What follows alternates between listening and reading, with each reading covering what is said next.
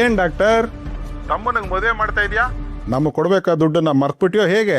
ನೋಡಿ, ನಿಮ್ಮ ಎಲ್ಲ ಅಮೌಂಟ್ನ ಮುಂದಿನ ವಾರ ಕಂಪ್ಲೀಟಾಗಿ ಕ್ಲಿಯರ್ ಮಾಡ್ತೀನಿ. ಇದಪ್ಪ ಮಾತು ಅಂದ್ರೆ. ಆದ್ರೆ ನಂಬಹುದಾ? ನೋಡಿ, ನನ್ನ ಕೈಯಲ್ಲಿ ಆಗಲ್ಲ ಅಂದಿದ್ರೆ ನಾನು ಹೇಳ್ತಾನೆ ಇರಲಿಲ್ಲ. ನಿಮ್ಮ ದುಡ್ಡು ಮುಂದಿನ ವಾರ ನಿಮ್ಮ ಕೈಲಿರುತ್ತೆ.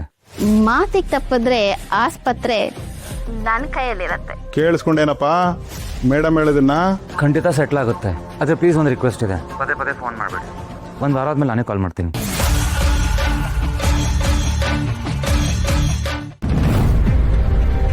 ಸರ್, ಸಾಲ ಕೊಟ್ಟವ್ರು ಫೋನ್ ಮಾಡಿದ್ರಾ? ಮತ್ತೆ ಅವ್ರು ನಿಮಗೆ ತೊಂದರೆ ಕೊಡ್ತಿದ್ದಾರಾ? ತೊಂದರೆ ಅಂತ ಅಲ್ಲ, ಅವ್ರಿಗೆ ಕೊಡೋದು ಕೊಡಲೇಬೇಕಲ್ಲ, ಅದಕ್ಕೆ ಪದೇ ಪದೇ ಕಾಲ್ ಮಾಡ್ತಾರೆ ಅಷ್ಟೇ. ಹೋಗ್ಲಿ ಬಿಡಿ, ಸದ್ಯಕ್ಕೆ ಸಂಜು ಮದುವೆನ ನೀಟಾಗಿ ಮಾಡಿಬಿಟ್ರೆ ಸಾಕು. ಅವ್ನು ಗಲಾಟೆ ಮಾಡಿ ಸ್ವಲ್ಪ ಕಡಿಮೆ ಆಗುತ್ತೆ. ನಿಮಗೆ ಅವನ ಮೇಲೆ ನಂಬಿಕೆ ಇದೆಯಾ? ನನಗೆ ಅವನ ಮೇಲೆ ಸ್ವಲ್ಪ ಡೌಟ್ ಇದೆ ಸರ್. ಯಾವ ವಿಷಯದಲ್ಲಿ? ಇತ್ತೀಚೆಗೆ ಸಂಜಯ್ ಮತ್ತೆ ರಿಯಾ ತುಂಬಾ ಓಡಾಡ್ತಿದ್ದಾರೆ.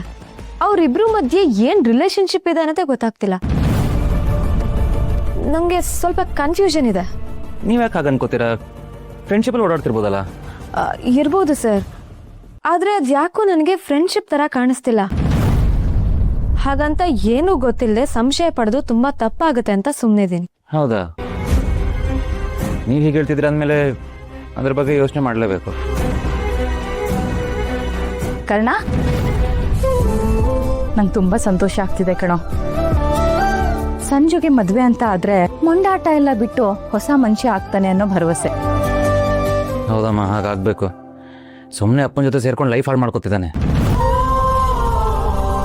ಬುದ್ಧಿ ಹೇಳೋದ್ರ ಎಲ್ಲ ಹೇಳಾಗಿದೆ, ಆದರೆ ಸರಿಯಾಗಿ ಒಂದು ಟೈಮ್ ಬರಬೇಕಲ್ಲ. ಈ ಶುಭ ಕಾರ್ಯದಿಂದ ಆ ಸಮಯ ಬರುತ್ತೆ ಅನ್ನೋ ನಿರೀಕ್ಷೆ ನಂದು.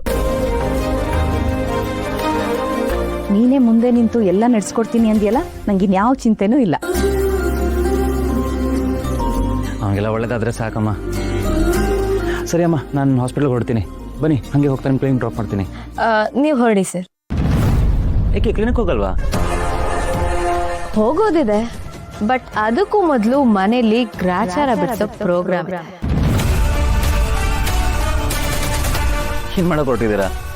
ಸರ್ಪ್ರೈಸ್. ನೀವು ಹೊರಡಿ. ಏನೋ ಒಂದು ತರಲೆ ಮಾಡ್ತಿರ್ತೀರಾ. ಅಮ್ಮ ಬರ್ತೀನಿ, ಬಾಯ್. ಕಂದ.